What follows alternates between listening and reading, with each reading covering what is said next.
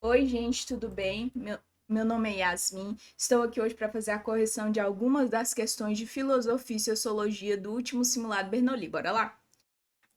A primeira questão é a questão 48. Filosofia e sociologia segue a mesma ordem de história, sempre começar pelo enunciado, porque ele vai te dar uma ideia prévia do que se trata o texto e, consequentemente, do que vai ser cobrado na questão. Com base no texto, a relação entre cultura e ciência pode ser descrita a partir de uma perspectiva de celebrar a cultura e a ciência é reconhecer a essência do que nos torna humanos e o fundamento do nosso pertencimento ao mundo. Ambas se entrelaçam como fios de uma mesma teia que sustenta a evolução do pensamento, a construção da identidade e o avanço das sociedades. A ciência nos convida a compreender o mundo por meio da razão, da observação, da experimentação. A cultura, por sua vez, nos ensina a senti-lo, interpretá-lo e reinventá-lo sobre um olhar de sensibilidade, da memória e da criatividade. Aqui tá o que o texto está te trazendo é que existe a ciência e existe a cultura. E elas ambas como métodos de conhecimento do ser humano como um todo. Uma por meio da razão ali, dessa parte mais racional, e outra de uma parte mais empírica, que é a da sensibilidade, da criatividade, essa parte mais empírica do ser humano. Então, o que o texto está trazendo é isso: elas partem do mesmo princípio, mas se diferenciam nos seus próprios métodos, nas suas próprias características. Vamos às alternativas. A síntese das diferentes áreas da ciência. Síntese não. Apesar de partir do mesmo ponto, elas não se fundem nesse sentido. Elas têm suas características próprias, então não é uma síntese, elas não entrelaçam aqui. Competição das diversas contribuições do conhecer. Não é uma competição. Cada um tem sua validade e importância contextual. Sobreposição das diferentes metodologias de reflexão. Não é uma sobreposição, mesma lógica da síntese. Elas têm suas próprias características, então não está uma sobrepondo a outra. Reconhecimento das variadas perspectivas de saberes, exatamente. Reconhecer que ambas têm sua funcionalidade contextual e que são válidas. É isso que o texto está te trazendo, que elas duas contemplam todas as esferas do que é ser humano e do que é entender o humano dentro do mundo, entende? Coordenação das práticas interdependentes de análise. O que seria ser interdependente? Quer dizer que aqui, de alguma forma, elas teriam uma dependência entre si ali na forma de análise. Não, não é isso que o texto te traz. O texto te traz que as análises são diferentes, que cada uma traz uma análise de uma forma, então elas não são interdependentes. Ah, mas Yasmin, elas partem do mesmo princípio, o texto está te trazendo que elas saem em fios de uma mesma teia, mas isso não é necessariamente dizer que elas são interdependentes. Um exemplo, filhos de uma mesma mãe. Eles nascem do mesmo princípio, mas não são interdependentes um do outro, necessariamente por ter nascido do mesmo ponto. Aqui é o que está dizendo o texto, eles nascem, a ciência, a cultura nasce aqui da mesma mãe, mas elas não dependem, são irmãs, têm suas próprias características, como um todo. Então, não está correto dizer isso, ok? Vamos para a próxima questão. A questão 56. Com base no texto, a ideia central que é apresentada por John Locke sobre a formação da sociedade se fundamenta no. Sobre a formação da sociedade se fundamenta no. A fim de evitar esses inconvenientes que perturbam as propriedades dos homens no estado de natureza, estes se unem em uma sociedade para que disponham da força reunida de uma sociedade inteira para garantir-lhes e assegurar-lhes a propriedade e para que gozem leis fixas que a limitem por meio das quais todos saibam que lhes pertence. É para esse fim que os homens transferem todo o poder natural que possuem à sociedade para a qual entram e a comunidade põe o poder legislativo nas mãos dos que julga mais convenientes para o encargo, a fim de que sejam governados por leis declaradas, senão ficarão na mesma incerteza, a paz, a propriedade e a tranquilidade como encontravam em estado de natureza. O Esse filósofo ele é contratualista, como aquele outro que a gente viu na outra aula, que tinha sido Hobbes, né? É o mesmo princípio, estado de natureza, você tem que encontrar alguma forma de que esses direitos do iluminismo, né, esses direitos naturais e inalienáveis, que é o direito à propriedade, direito à vida, direito à isonomia política, então é isso que o texto está te trazendo. Não existia uma garantia de assegurar esses direitos às pessoas. Então, a gente cria um sistema de Estado, de governo, para que o Estado seja a minha segurança quanto a isso. Entende? Aí, tanto que na outra explicação da outra aula, um aluno me fez uma pergunta bem interessante, que ele falou assim, nossa, Yasmin, mas o Império Brasileiro, ele era liberal? Mas se ele era liberal e o liberalismo acredita em direitos inalienáveis e naturais, por que as pessoas escravizadas não possuíam esse direito? E eu expliquei para a pessoa, vou explicar também, porque eu achei bastante legal essa dúvida. Por quê? Apesar de ter esses direitos inalienáveis e naturais, o Estado, o Império Brasileiro, enxergava pessoas escravizadas como propriedade. Então, a partir do momento que elas são propriedade, elas têm que ser asseguradas a quem é dono daquela propriedade. Então é uma grande hipocrisia o Império ter sido considerado liberal, né? Mas eles usavam disto para justificar a crueldade do processo de escravização. Então é isso. É porque as pessoas escravizadas eram consideradas propriedade. Por isso que elas não possuíam esses direitos inalienáveis, entende? Então é isso. Não existe uma forma de assegurar meu direito inalienável, então eu crio o Estado para que seja uma segurança minha. Então vamos às alternativas. Equilíbrio institucional para independência administrativa. Não está falando disso. Fortificação governamental para manutenção da ordem. Também não está falando disso, de uma fortificação, está falando de uma criação. Soberania monarquista para controle do povo. Não. Vontade geral para preponderância popular. Não. Contrato social para garantia de direitos. O que é que ele é? Contratualista. O contrato entre indivíduo e Estado para que tenha os seus direitos ali garantidos, entende? É isso que o texto te traz. A ideia central apresentada por John Locke sobre a formação da sociedade se fundamenta no contrato social para garantir os direitos naturais, principalmente a propriedade. Tá vendo que tem muito ênfase em propriedade, por isso que as pessoas escravizadas não possuíam direito. Eles usavam isso de justificativa, né? Porque essas pessoas eram vistas como propriedade, entende? É, é isso que acontecia. É essa forma que eles encontravam de legitimizar tamanha crueldade. No estado de natureza, os homens já possuem direitos, mas a ausência de leis fixas e de um poder comum para aplicá-las gera incerteza e insegurança. Para evitar esses inconvenientes, os indivíduos concordam em estabelecer uma comunidade política e um governo transferindo seu poder natural para a sociedade, que, por sua vez, cria as leis e o poder legislativo para proteger, assegurar a propriedade e a tranquilidade de todos. Como eu disse, não quer dizer que no momento da estado de natureza, essas pessoas não possuam direitos. Elas possuem, porque esses direitos são naturais. Você já nasce com eles. Eles já possuem. O problema é que não tem forma de garantir esse direito.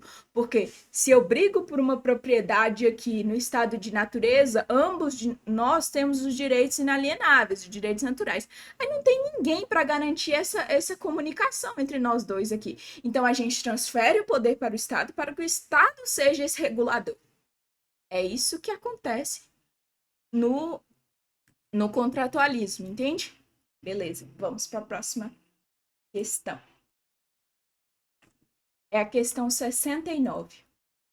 Considerando a variedade de perspectivas apresentadas no texto para abordar questões filosóficas, o elemento comum entre os métodos mencionados consiste no elemento comum.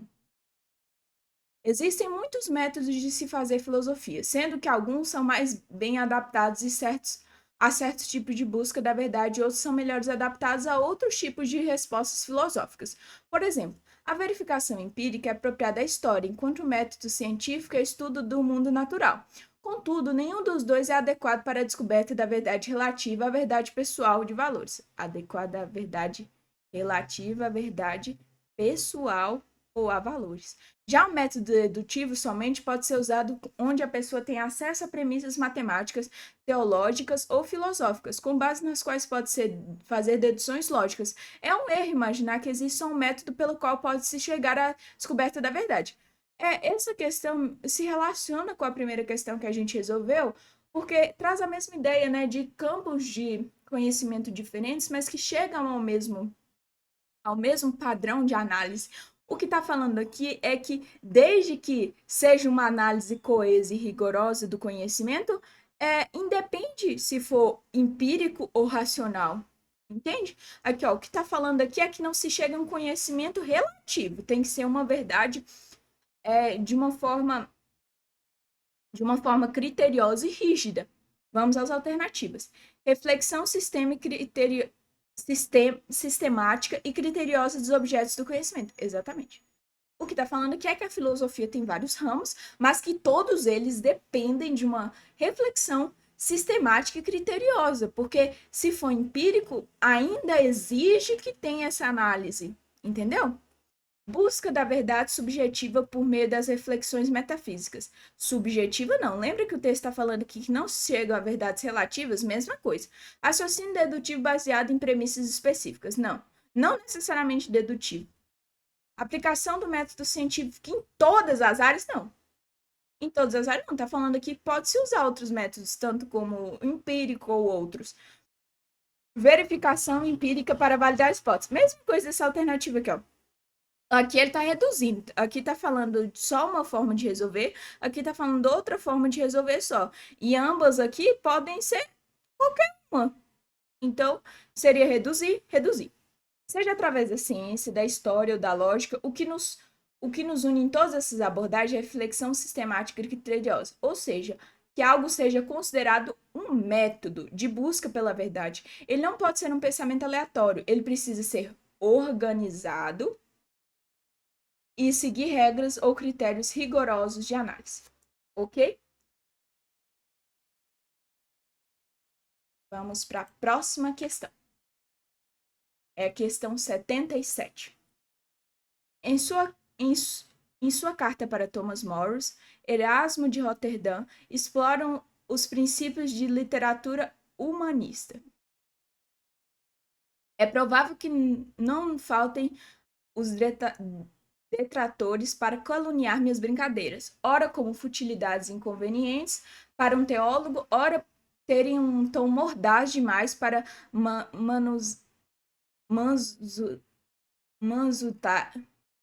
mansutude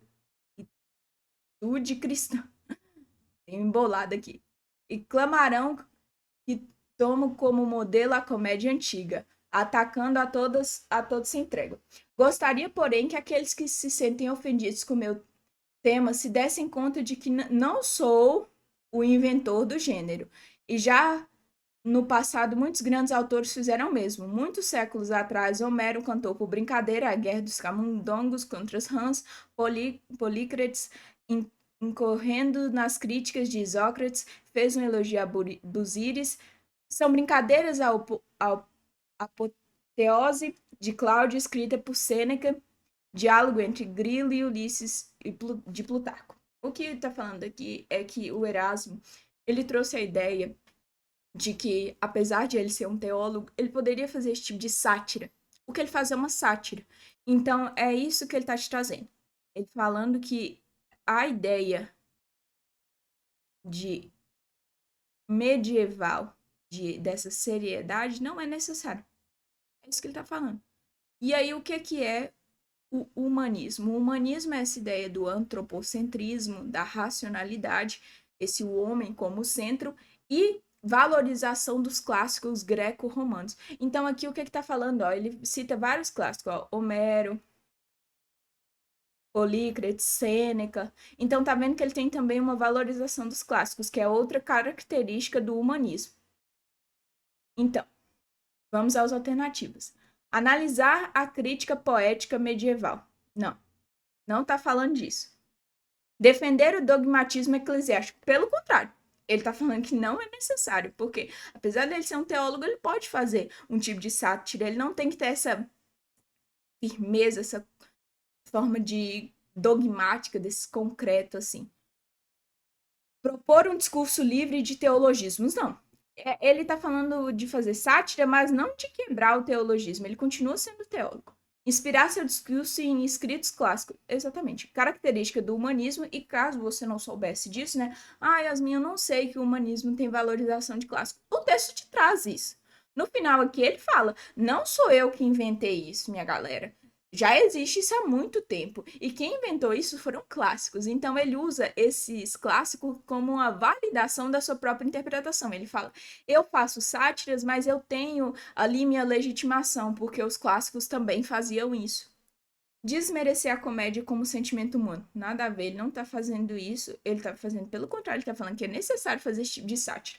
A estratégia de Erasmo é de autoridade. Ele não está tentando fugir da religião, como eu falei. Ele não está tirando o teologismo e seus termos técnicos, mas sim provar que um intelectual cristão pode sim usar a sátira e o humor, desde que o fundamento na tradição dos grandes autores da antiguidade. O humanismo, portanto, não era necessariamente ateu ou antiteológico, mas sim um movimento que cobrava a cultura clássica como modelo ideal de pensamento e escrita. Modelo ideal de pensamento e escrita. Ok? Vamos à próxima questão. Questão 82. O trecho, ao constatar a determinação do indivíduo animal com a formação do indivíduo humano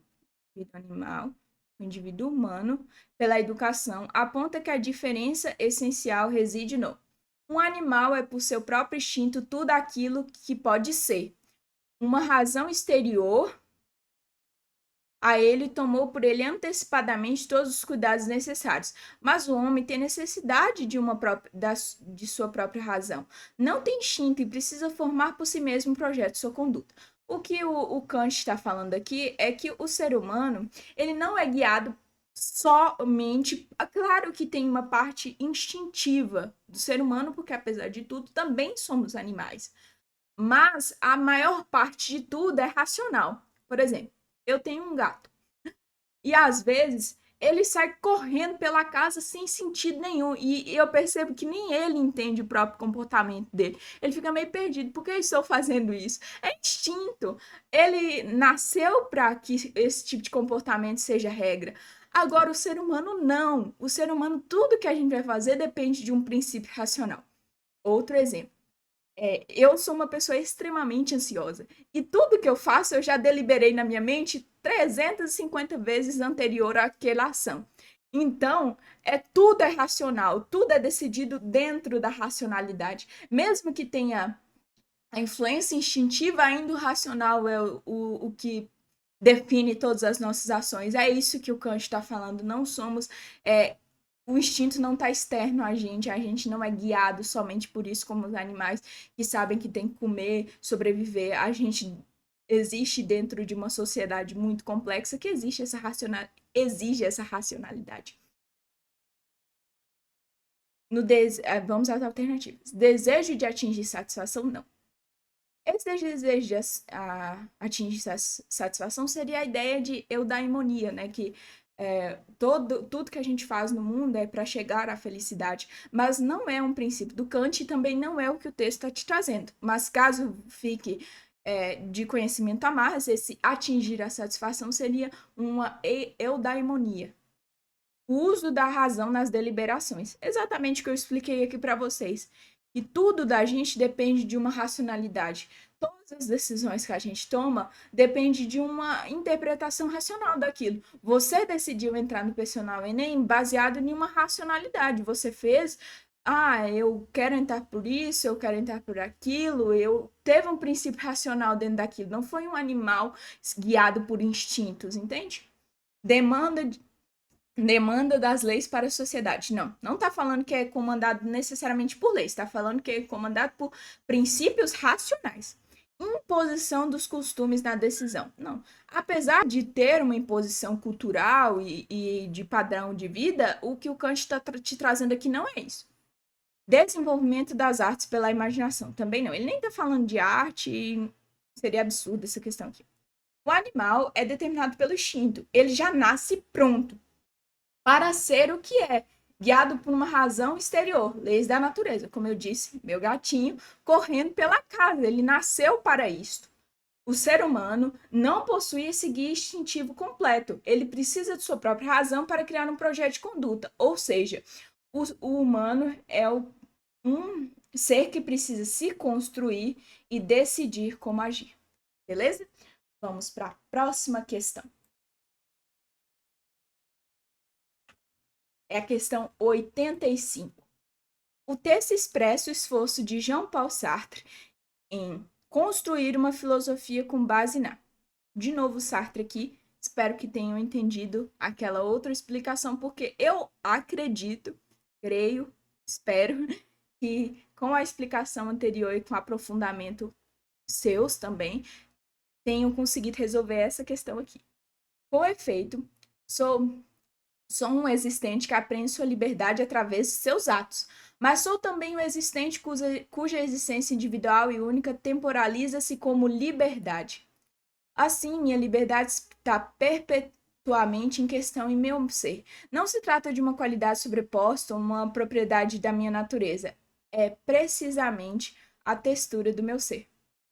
Uma frase que o Sartre fala é que estamos condenados a ser livres. E é isso, como a outra explicação que eu trouxe. Você é responsável por absolutamente tudo que você faz. É isso aqui que ele está falando. Ó. Sobreposta à propriedade é precisamente a textura do meu ser, essa liberdade, essa responsabilidade. Então, é isso que o Sartre está falando. Vamos às alternativas. Reunião de percepções empíricas sobre o mundo. Não estou falando disso.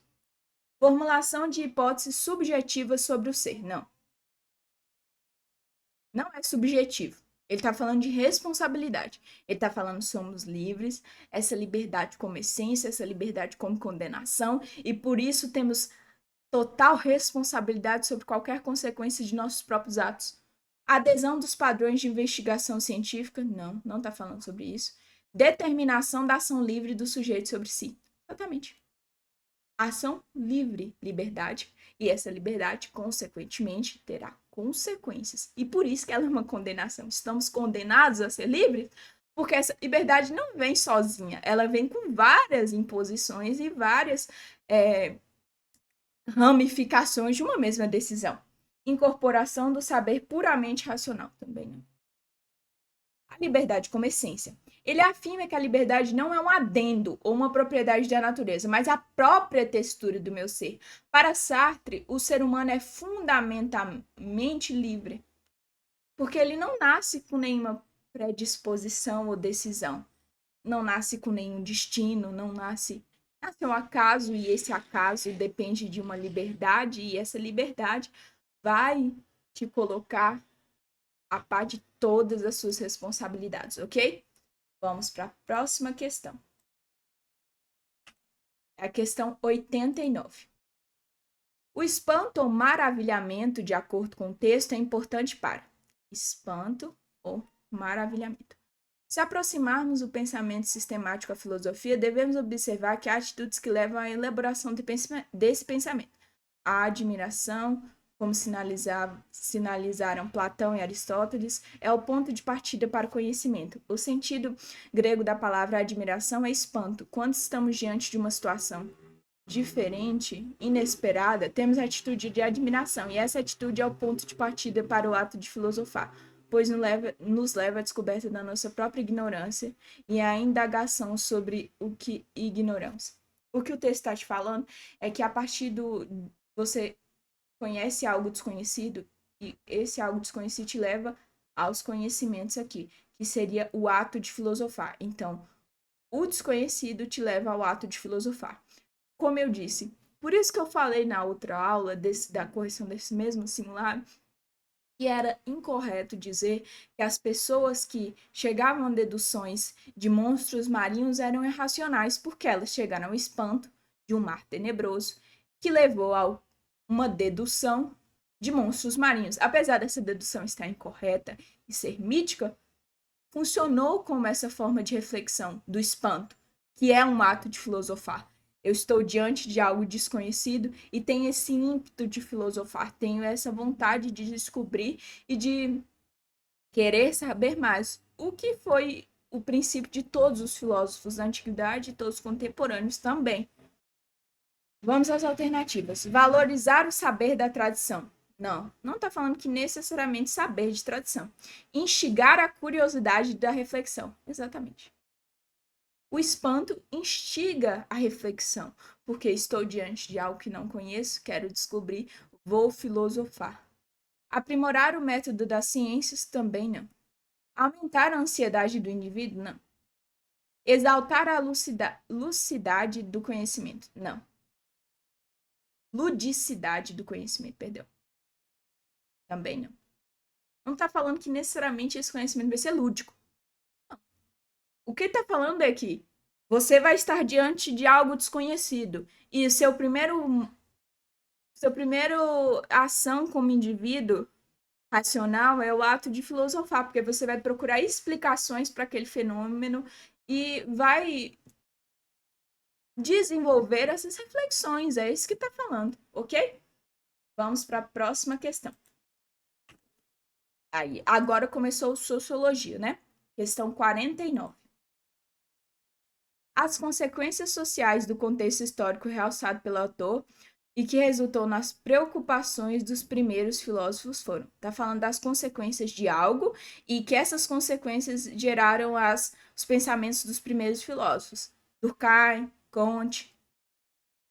A Grande Revolução de 1789, 1848 foi um triunfo não da indústria como tal, mas da indústria capitalista.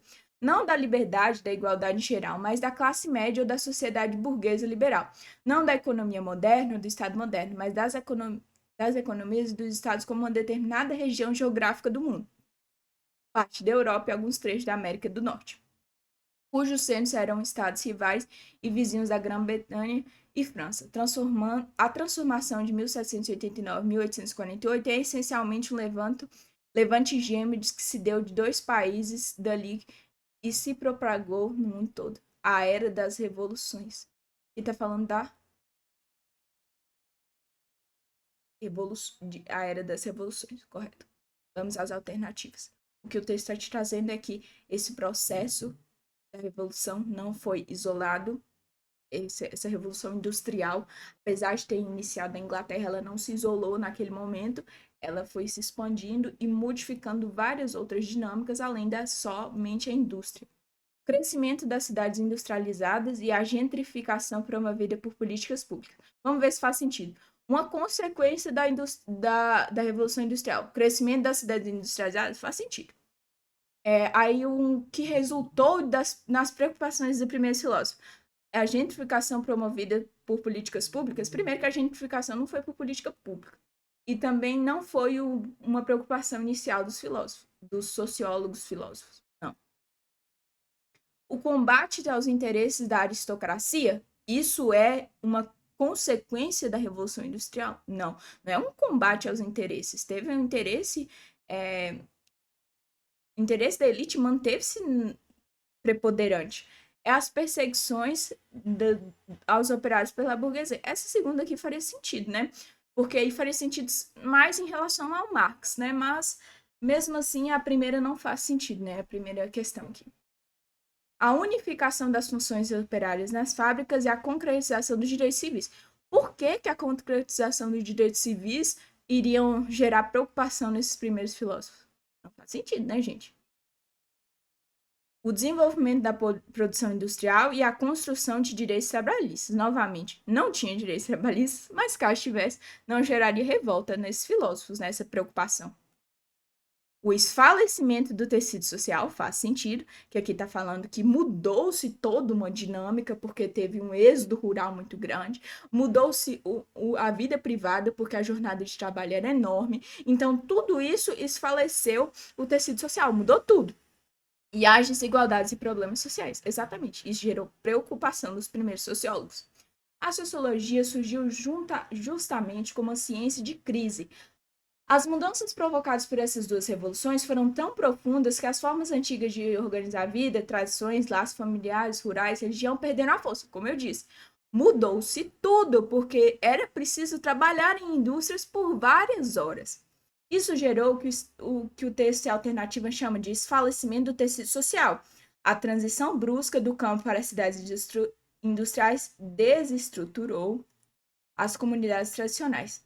Novos problemas sociais: o surgimento do proletariado, a miséria urbana, as jornadas exaustivas e a falta de saneamento criaram um cenário de caos que os primeiros sociólogos como Comte e Durkheim tentaram entender e curar. Ok? Vamos para a próxima questão. Questão 64.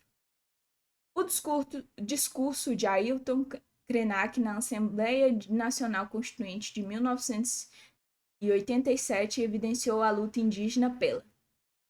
No processo de luta de interesses que tem se manifestado extremamente aéticos, e eu espero não agredir com minha manifestação protocolo dessa casa, mas eu acredito que os senhores não poderão ficar omissos. Os senhores não terão como ficar alheios a mais essa agressão movida pelo poder econômico, pela ganância, pela ignorância do que significa ser um povo indígena. O povo indígena tem um jeito de pensar, tem um jeito de viver, tem condições fundamentais para sua existência e para manifestações de sua tradição, da vida e da sua cultura, que não colocam em risco e nunca colocaram a existência sequer de animais que vivam ao redor das áreas indígenas, quanto mais de outros seres humanos. Os senhores são testemunhas disso. Eu agradeço a presidência dessa casa, agradeço aos senhores e espero não ter agredido com minhas palavras os sentimentos dos senhores que se encontram nessa casa. Obrigado.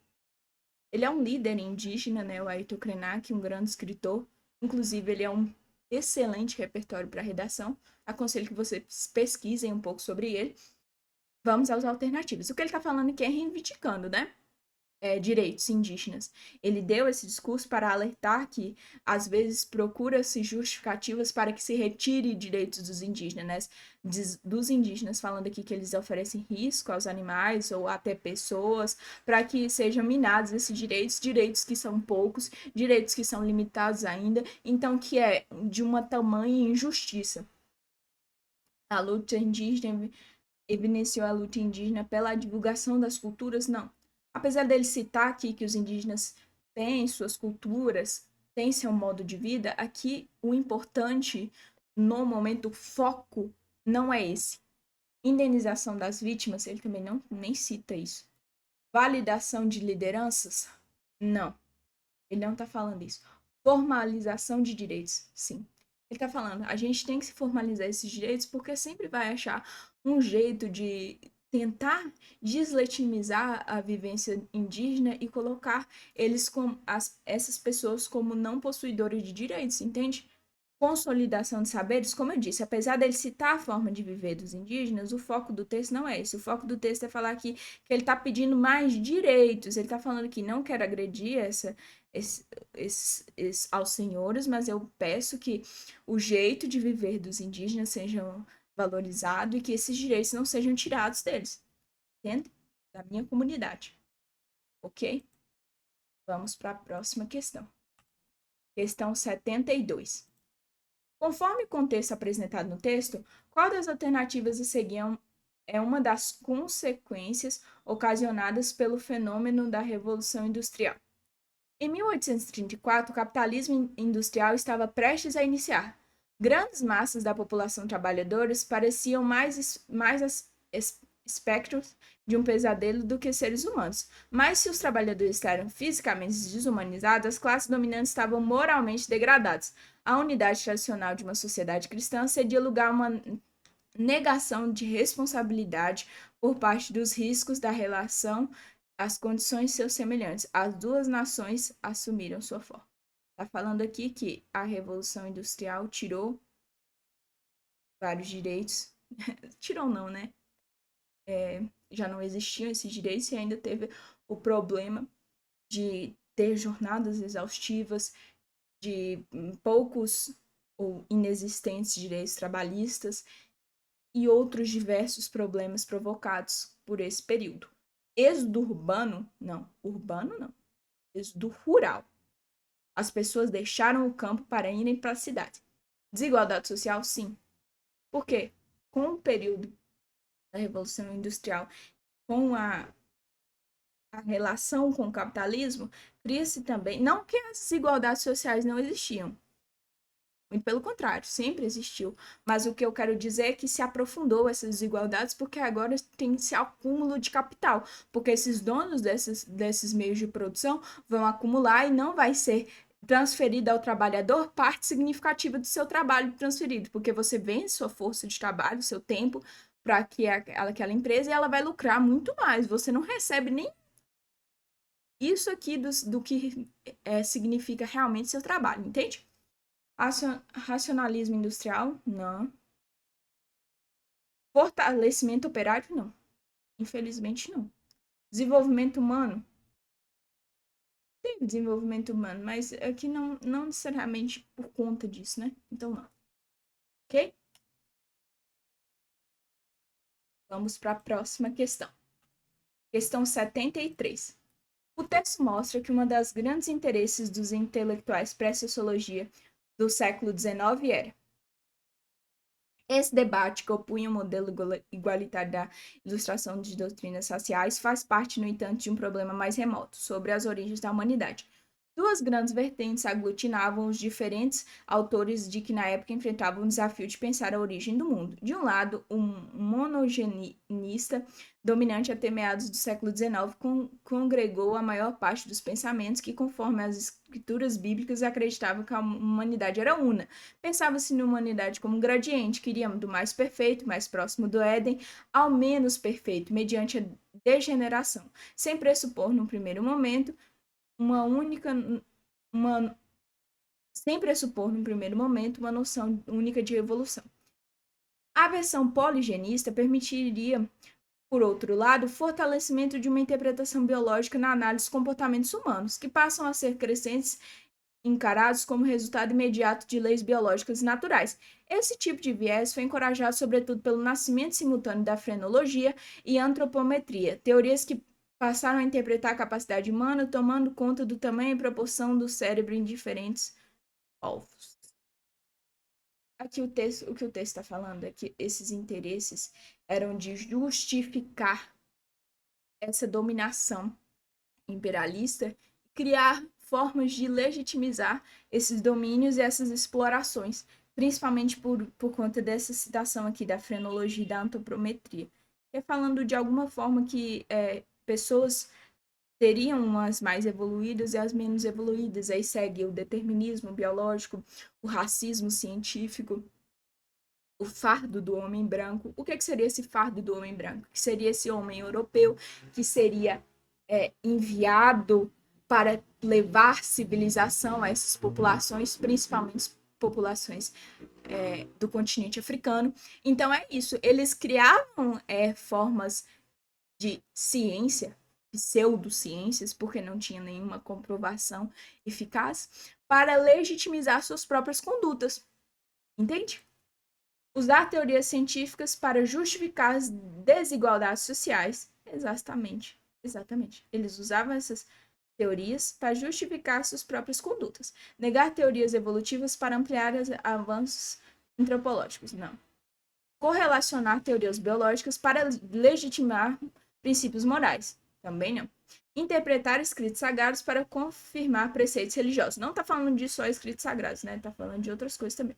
Recorrer a autoridades religiosas que endossassem pesquisas científicas. Não. Esse período marca o surgimento do chamado racismo científico. Os intelectuais da época utilizavam dados biológicos, muitas vezes distorcidos ou sem base científica real, pseudociência, para criar hierarquias entre os seres humanos, justificando desigualdades sociais e o colonialismo como algo natural ou determinado pela biologia. Entende? Eles justificavam. Eles criavam a ideia de que aquela dominação era necessária. Entende? Então era isso que eles faziam, porque se eu chegar lá e só invadir um território sem justificativa nenhuma, eu fico meio de ruim, né? Aí eles queriam encontrar uma forma de falar: não, gente, eu tô fazendo isso aqui porque eles são menos evoluídos, porque tal coisa, entende? Era isso que eles faziam. E usavam de vários métodos de pseudociência para justificar. Como eu disse, o fardo do homem branco, dizer que eles seriam enviados para que levasse a civilização àquelas comunidades, somente, mas aí fica o quê? O que seria levar civilização para eles? Por eles serem extremamente etnocêntricos, eles acreditavam que uma organização diferente de sociedade era ser incivilizado. Entende? Vamos para a próxima questão. Questão 76. Considerando o exposto no texto, a promoção do acesso às tecnologias citadas constitui uma forma de. Na década de 1990, marcou o advento da chamada Sociedade da Informação e do Conhecimento, que trouxe a difusão maciça das novas tecnologias de informação e comunicação, as TICs, e com elas a possibilidade de duas realidades extremas. De um lado, a promessa de abolir as distâncias espaço-temporais e tornar o mundo uma verdadeira aldeia global, tal como antevisto por McLuhan, de outro risco da exclusão nunca antes conhecida. Diante do contexto, a inclusão digital para todos os segmentos da sociedade, seja ela urbana ou rural, fica cada vez mais próxima da cidadania e da inclusão social. O que o texto está falando é que, apesar da globalização ter trago essa ideia de aldeia global, como eu disse em outras aulas, ela não abrange todo mundo. A grande parte ainda existe uma grande e maciça parte que não tem acesso à internet, que não tem acesso a esse tipo de conectividade. Então, não é justo dizer que existe uma aldeia global se existem pessoas que não estão ali coesas e participantes dessa aldeia, entende? Então, é isso que o texto está te trazendo, essa necessidade de inclusão digital. Globalização, mas globalização para quem? Porque eu estou aqui com acesso à internet. Vocês que estão assistindo essa aula estão com acesso à internet. Mas existem, ao mesmo tempo, no Brasil e no mundo, milhares de pessoas que não têm acesso à internet. Então, ignorar esse fato é ignorar que a exclusão digital é um problema muito grave contemporâneo, entende? Vamos às alternativas. Invalidar referências políticas? Não. Hierarquizar matrizes culturais? Não. Imobilizar relações trabalhistas? Nem tá falando de relação trabalhista aqui. Fragmentar territórios tradicionais? Não. Combater mecanismos segregadores, como eu falei, combater essa ideia de que a internet vai ser monopólio somente de pessoas com maior poder aquisitivo. É isso que o texto está te fazendo. Grandes geógrafos como Milton Santos no Brasil alerta sobre isso. Então, é muito importante que a gente entenda que, apesar da globalização ter essa ideia utópica de uma grande aldeia global, existem os excluídos, ok? Vamos para a próxima questão. Questão 80. Assim, perdão, ia começar pelo texto. Partindo da observação do presente, o positivismo busca como mencionado no texto. Positivismo. Assim, o verdadeiro espírito positivo consiste, sobretudo, em ver para prever, em estudar o que é a fim de concluir disso o que será, seguindo um dogma geral de invariabilidade das leis naturais. O que o Comte queria com o positivismo era usar das leis das ciências naturais na sociologia. Ele fala, as relações sociais humanas deveriam ser analisadas com o mesmo rigor das ciências naturais. E com isso ele conseguiria prever acontecimentos, porque para eles todas as sociedades seguiriam um padrão de fases até o estado positivo.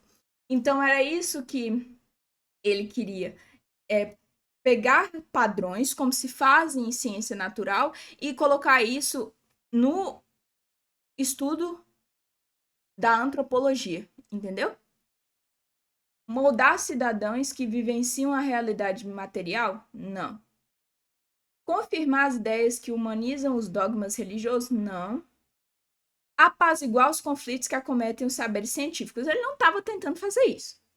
Revelar leis naturais que estruturam fenômenos sociais? Exatamente. Leis naturais, como eu disse, ele ia pegar o padrão das ciências naturais e colocar no estudo das sociedades. Confrontar os argumentos que banalizam a hegemonia econômica também, né? Ver para prever, Conte defende que o objetivo da ciência, o espírito positivo, não é apenas entender o presente, mas utilizar a observação empírica para antecipar eventos futuros, invariabilidade de leis naturais. O positivismo acredita que o universo é regido por leis constantes. A grande inovação de Conte foi aplicar esse mesmo rigor das ciências naturais, como a física, a biologia, ao estudo da sociedade. Entendeu? Ele acreditava que a sociedade teria níveis até atingir o estado positivo. Por isso que seria possível atribuir essas leis de constante. Entende? Porque as sociedades tendem a repetir padrões, de acordo com Conte. Entendeu? Vamos para a próxima questão.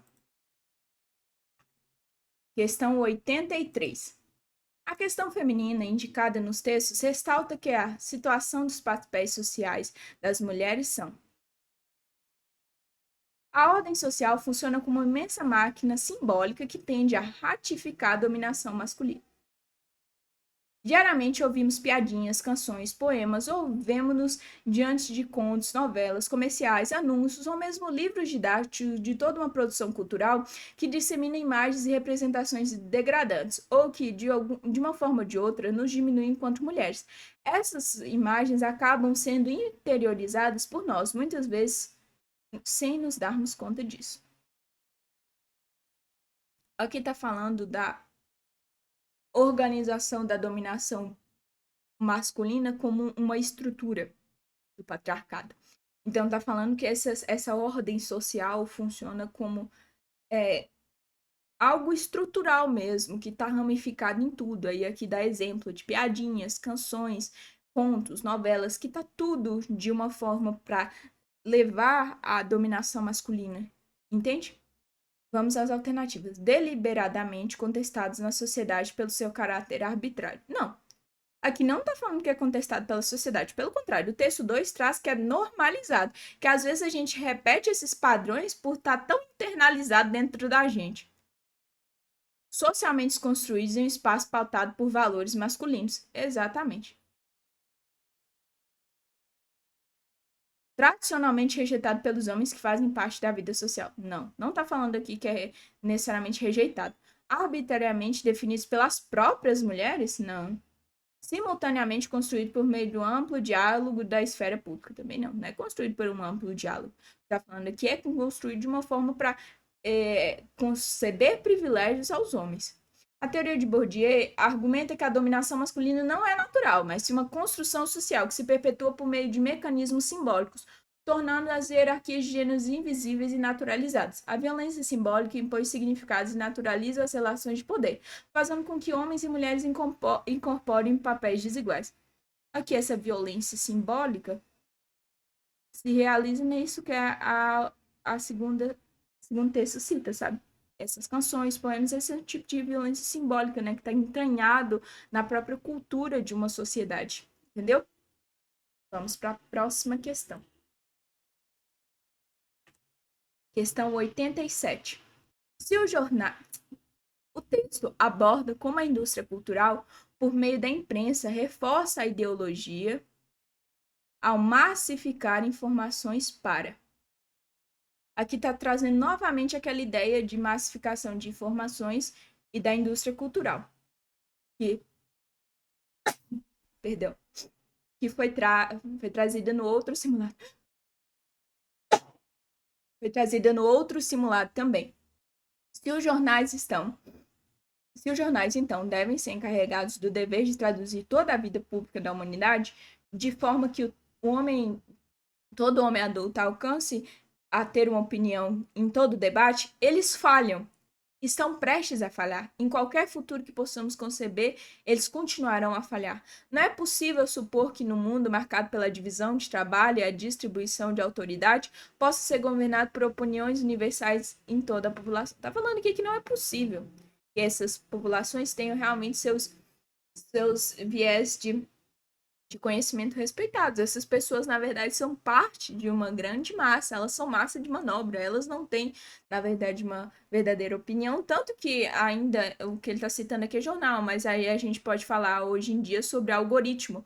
Então, uma pessoa acha que tem determinada opinião, mas ela está sendo guiada sempre por um esquema para manter-se dentro de uma bolha, entende? Então, ela tá aqui e ela acha que o conhecimento dela é criado por ela mesma, mas tem várias outras informações dentro daqui e tem alguém controlando isso, entende? É isso que o texto está falando, que essa pessoa não possui a informação verdadeira. Ela só está sendo guiada por princípios de outras pessoas que estão no poder.